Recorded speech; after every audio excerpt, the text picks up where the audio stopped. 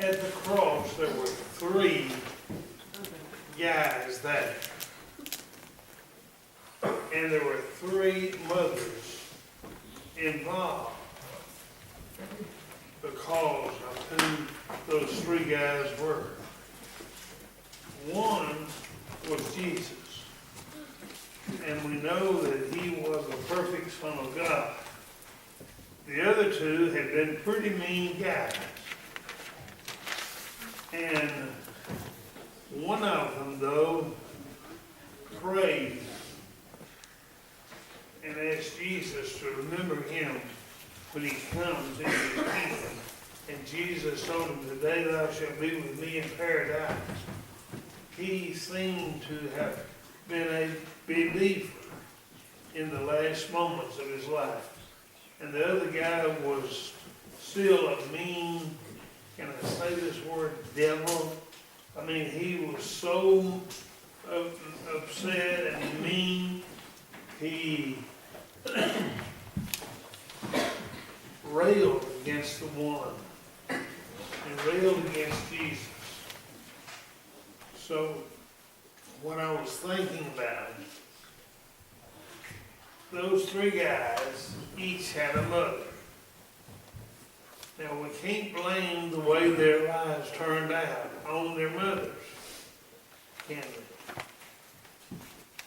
But we need to live our lives so that nobody will try to blame our mothers if we turn out bad. Does that make sense? Because our mothers, most of them anyway, do the best they can with us. And sometimes that ain't very good, is it? Because who we are and what we do. So let's live our lives so that when death comes to us, our mother will be praised. Father, thank you for these children and for their mothers.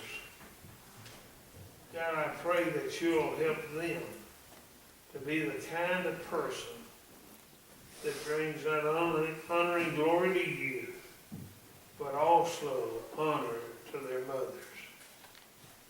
And Father, I ask that you'll help them to remember often to pray for their mothers and tell them that they love them. In Jesus' name, amen. Amen.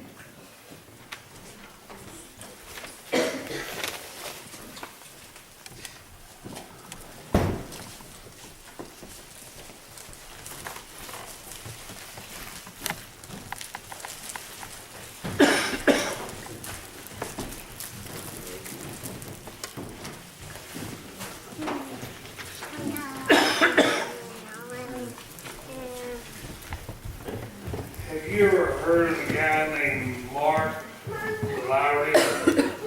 Mm-hmm. He's a pretty good comedian, isn't he? Mm-hmm. But I want to read something that he wrote. Mary, did you know your baby boy will someday walk on water? Mary, did you know that your baby boy will save our sons and daughters? Did you know your baby boy has come to make you new? This child you've delivered will soon deliver you. Mary, did you know that your baby boy will give sight to a blind man? Mary, did you know that your baby boy will calm a storm with his hands? Did you know that your baby boy has walked where angels trod? And when you kiss your little baby, you have kissed the face of God. Oh Mary, did you know the blind will see, the deaf will hear, and the dead will be raised again? The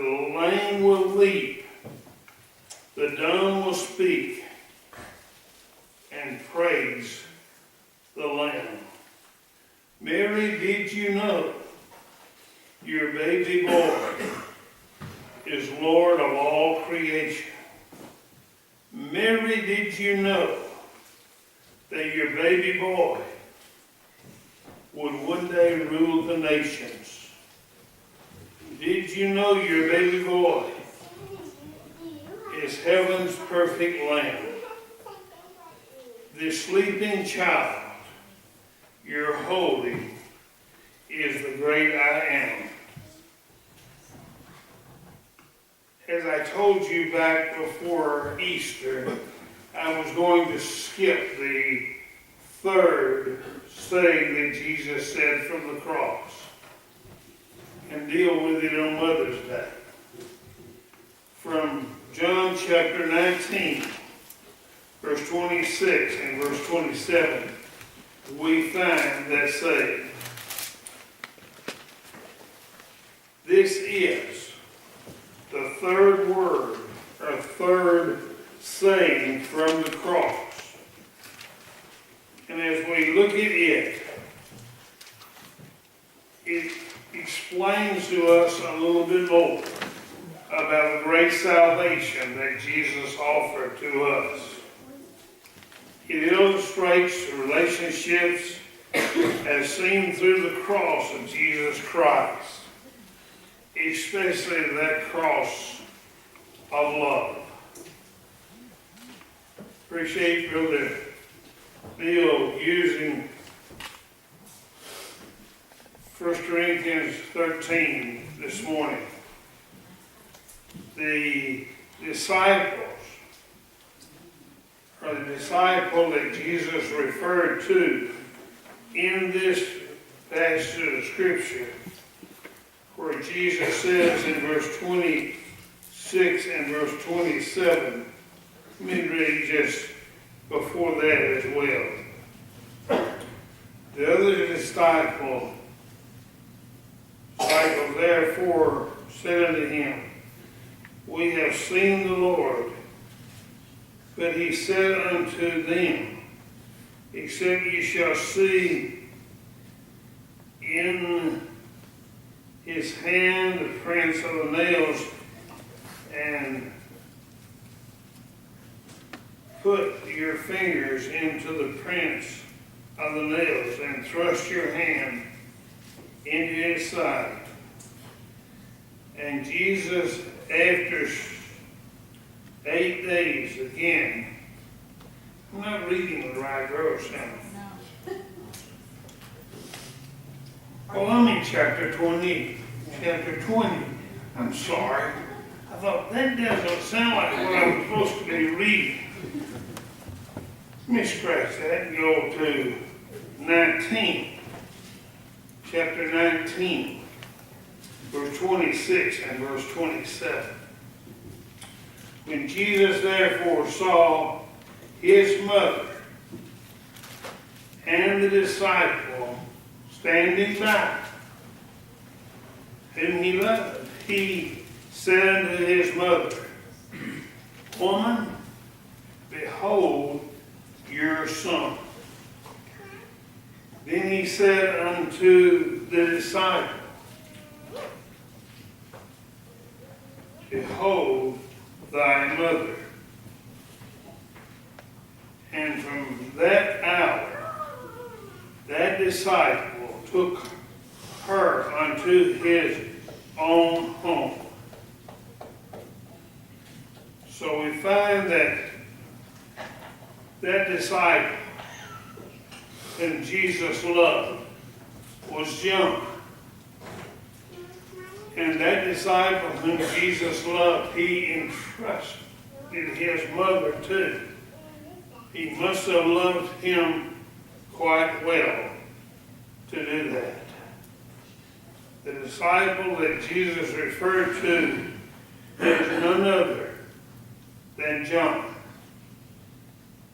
His gospel contains several of the most important sayings in the Bible on love. The greatest probably is John chapter 3, verse 16. For God so loved the world that he gave his only begotten Son, that whosoever believeth in him shall not perish, but have everlasting life.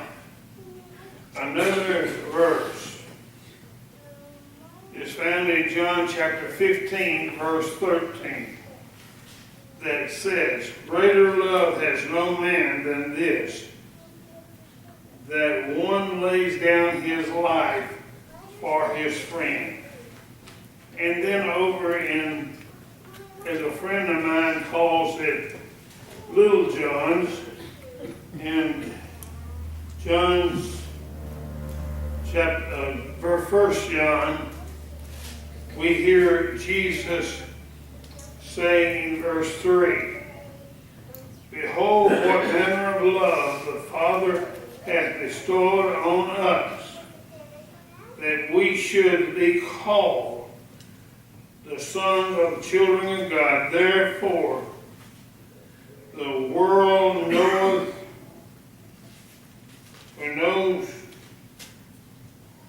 us not, because it knew him not. And then over in chapter 4, it said, beloved, in verse 7, chapter 4, beloved, let us love one another, for love is of God. And every man that loveth is born of God, and knoweth God. But listen to this thought that John gives in verse 8. And he that loveth not knoweth not God, for God is love. The gospel provides only a brief description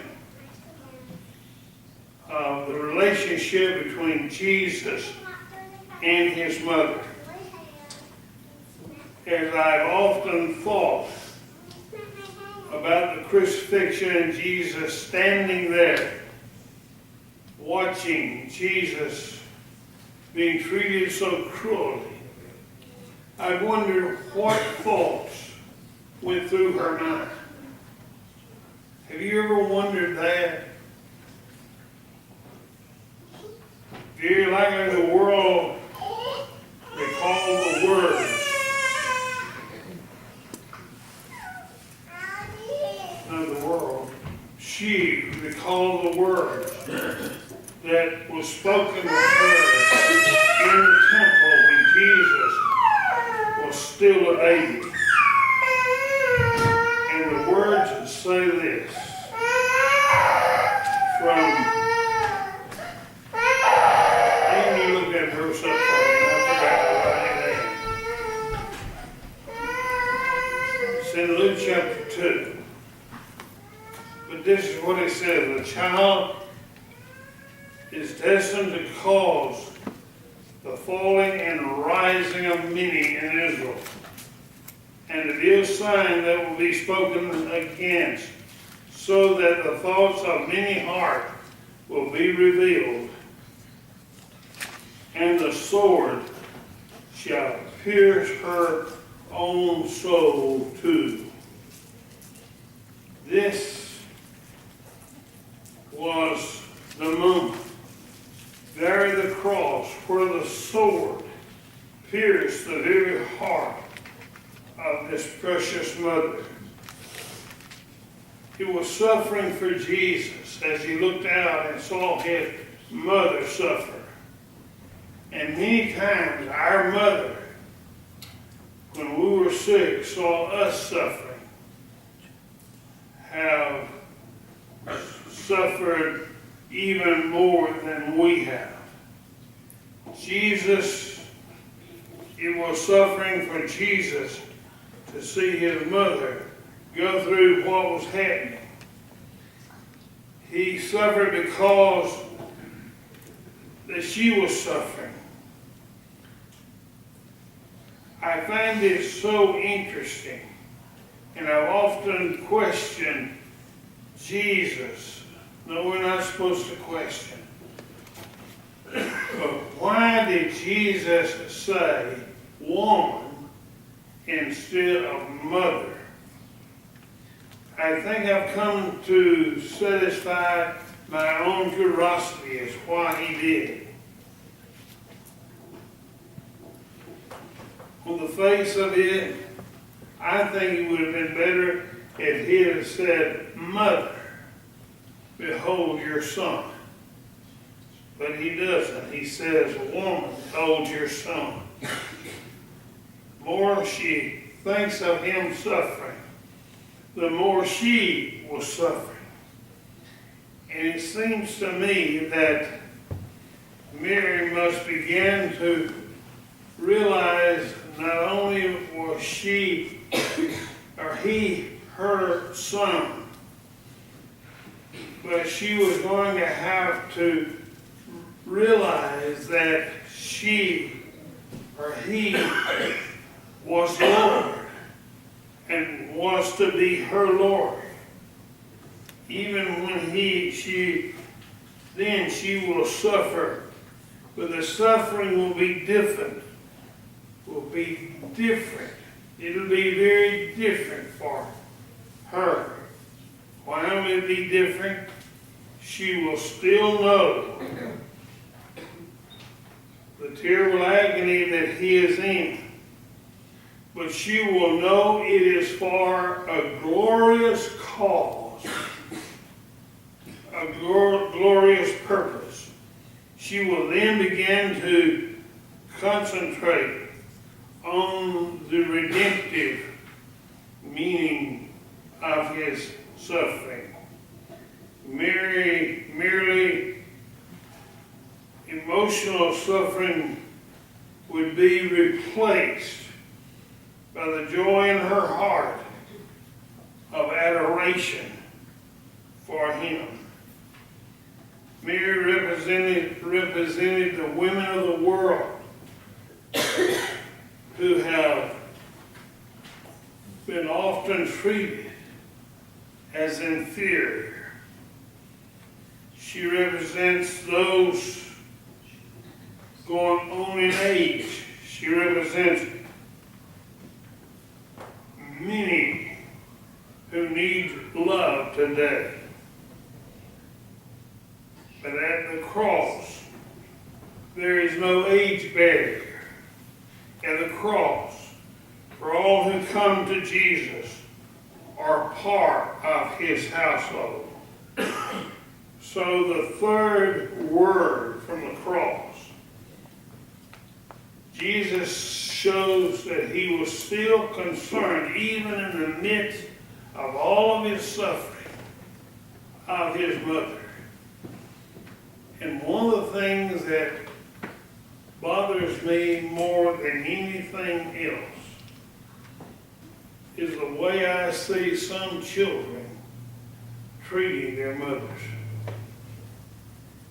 I had something happen to me. I was at the doctor's office the other day to get blood, for them to get blood.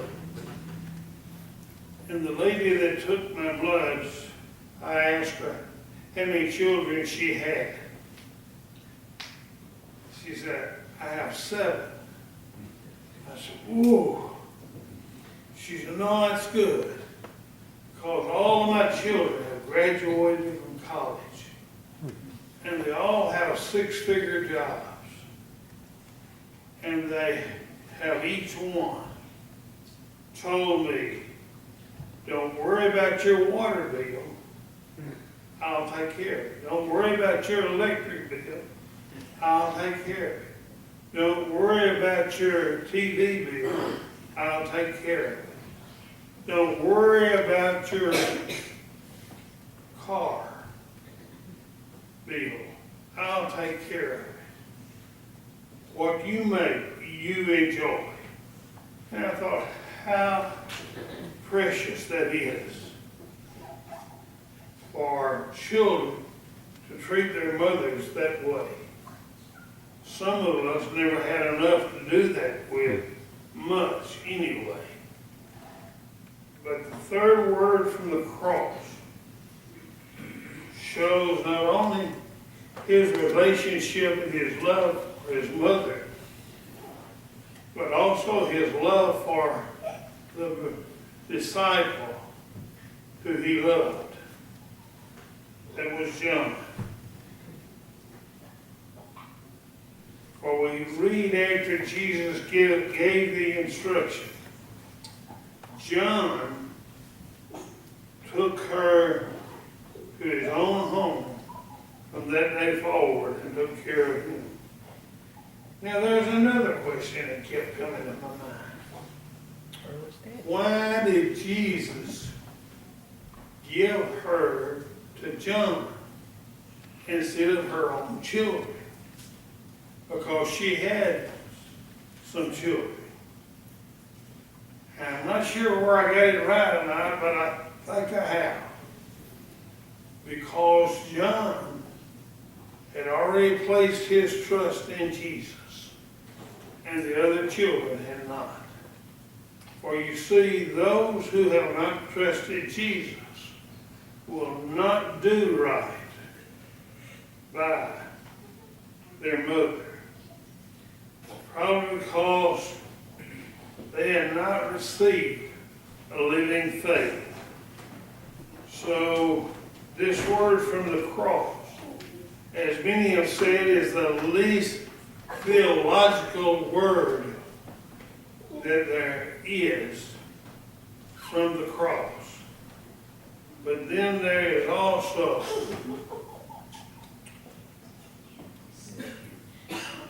excuse me just a moment. It shows a practical application of what the Bible is really all about, that of love. The Word tells us that there is love for you and for me at the cross.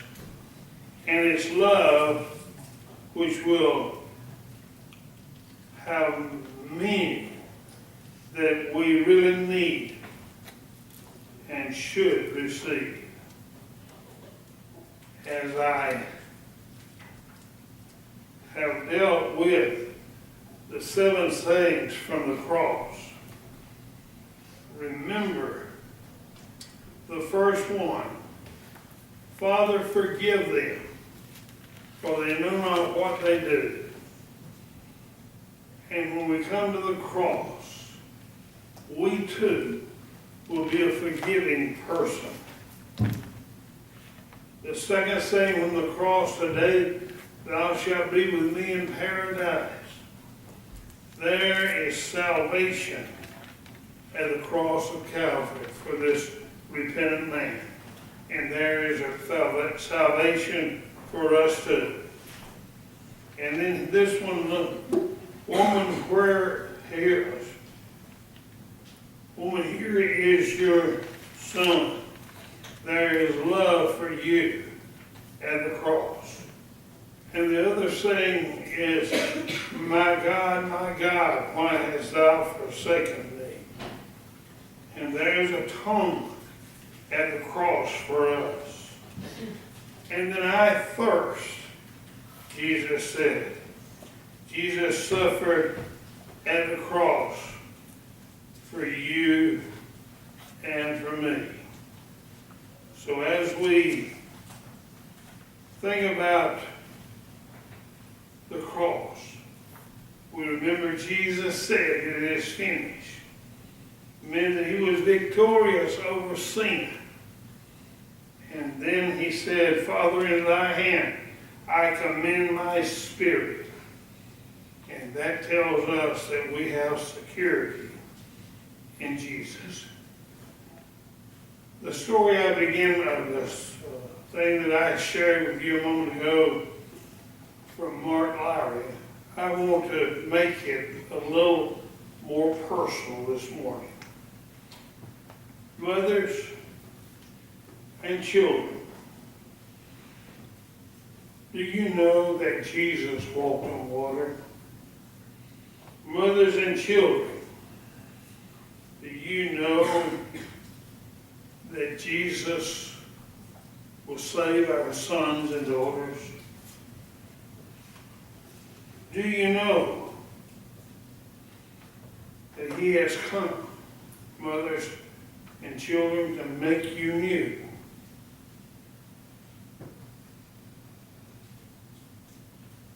This child that Jesus, or that Mary delivered, has come to deliver us from sin.